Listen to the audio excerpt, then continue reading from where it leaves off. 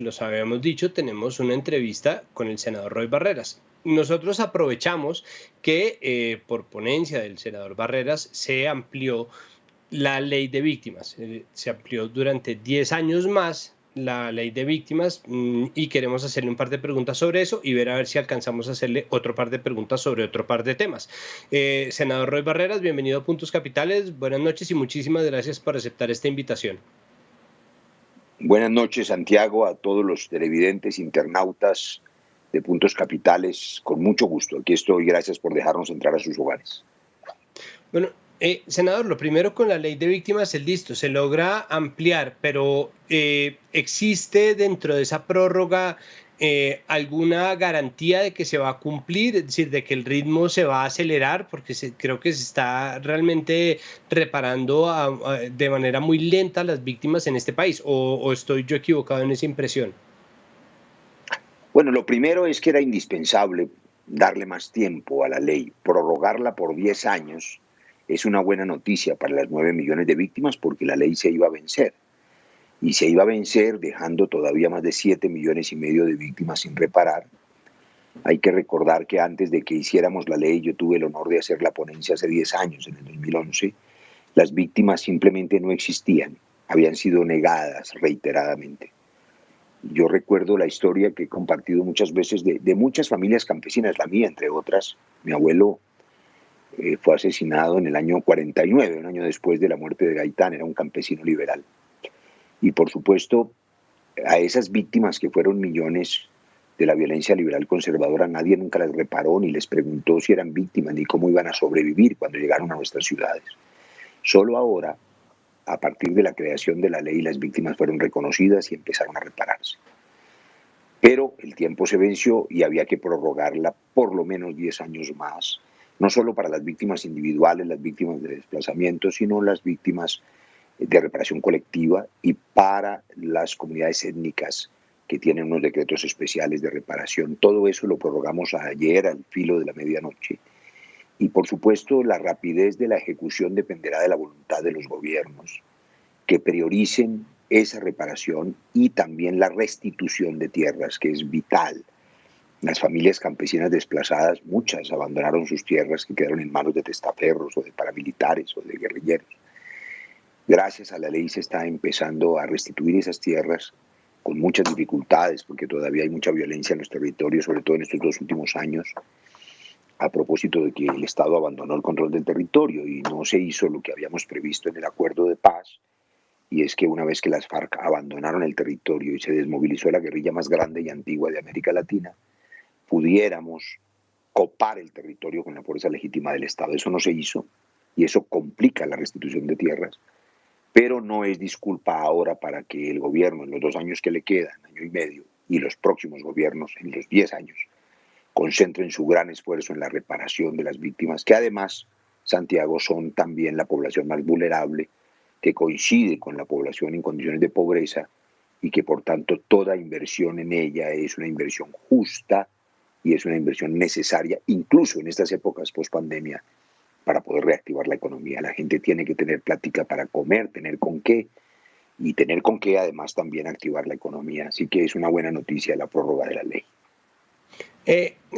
Senador Barreras, cuando se hizo la ley de víctimas, el Estado o el gobierno era un gobierno distinto. Obviamente ahorita estamos en otro y posteriormente estaremos en otro. Lo único que va a continuar vivo es que hay una burocracia que funciona al servicio de la ley de víctimas. Es un aparataje que es necesario, pero que requiere de mucho control. Me refiero yo hay un Centro Nacional de Memoria Histórica, existe una agencia de tierras, hay un montón de entidades que obviamente van a ser aprovechadas más o menos por el partido de gobierno, y hay gobiernos como este que no están tan alineados con el mensaje de las víctimas o con las necesidades de las víctimas. La pregunta en concreto es cómo garantizar que va a haber control a esa burocracia que finalmente no deja de ser un presupuesto grande que se activa y son sueldos que se pagan y que muchas veces no dan resultados concretos para las víctimas. ¿Eso tiene algún mecanismo de control implementado ahí?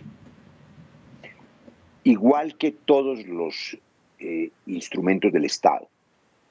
el Estado funciona con lo que usted bien llama burocracias. Hay un aparato estatal educativo, un aparato estatal en salud, hay un aparato estatal enorme, militar, y hay un aparato para garantizar que funcione la unidad de víctimas que antes no existía.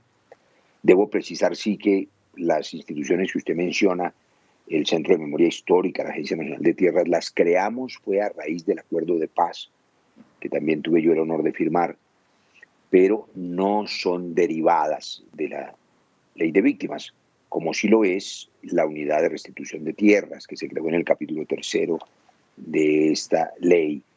¿Qué hacer? El control político y el control ciudadano. Y ahí tenemos una gran debilidad en estos 2 años, porque el control político lo hacemos en los debates en el Congreso. Para poner un ejemplo, yo acabo de hacer un largo debate al ministro de Defensa por cuenta de la serie de masacres trágicas, 73 masacres van este año, más la muerte de líderes y lideresas sociales, más lo que ocurrió en Bogotá con la muerte de ciudadanos inocentes en las calles, en fin.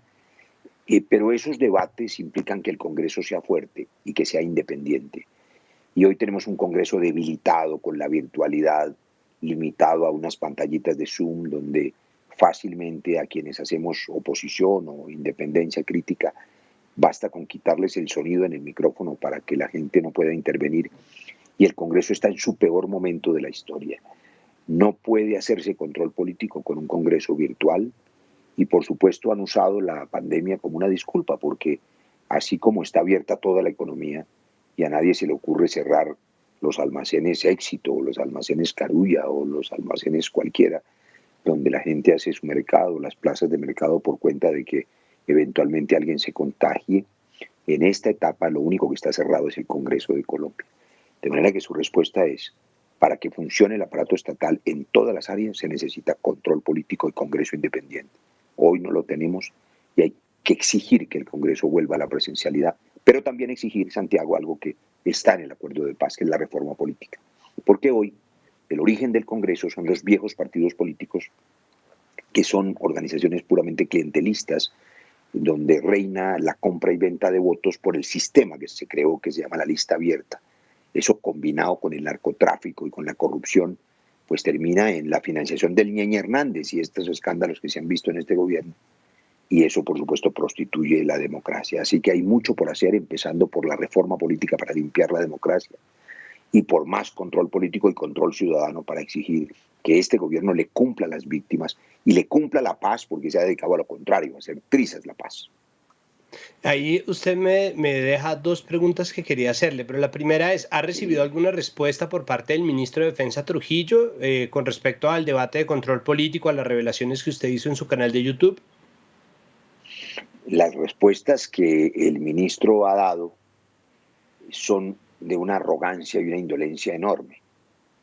Podría mencionar muchas, pero yo hace un año, en un debate, ese sí presencial, le advertí al país que habían bombardeado 8 niños, quizá 10, que mientras dormían en el Caquetá, en una operación donde se sabía que había niños que estaban en estado de indefensión, además secuestrados porque eran retenidos a la fuerza, reclutados a la fuerza, y el Estado en lugar de salvarlos los bombardeó.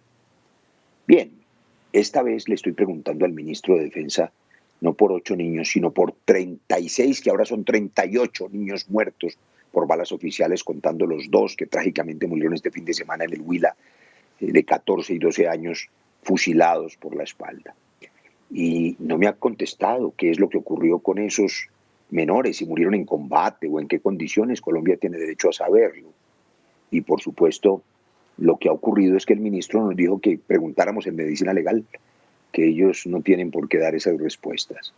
Y cuando la ciudadanía le preguntó, estas son las distintas denuncias que yo hice, cuando la ciudadanía le preguntó hace poco, después de mi debate, qué pasó con los jóvenes y las personas incineradas en un calle en Soacha, ustedes lo vieron, diciendo que eso era una campaña de desprestigio contra la policía.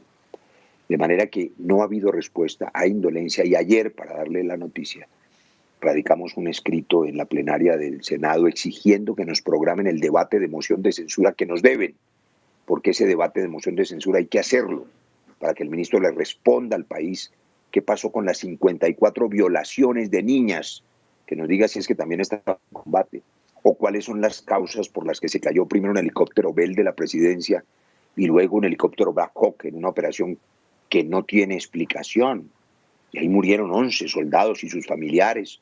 Están exigiendo que les digan qué pasó, si lo derribaron, si se le acabó la gasolina, si falló, si fue mal planeado.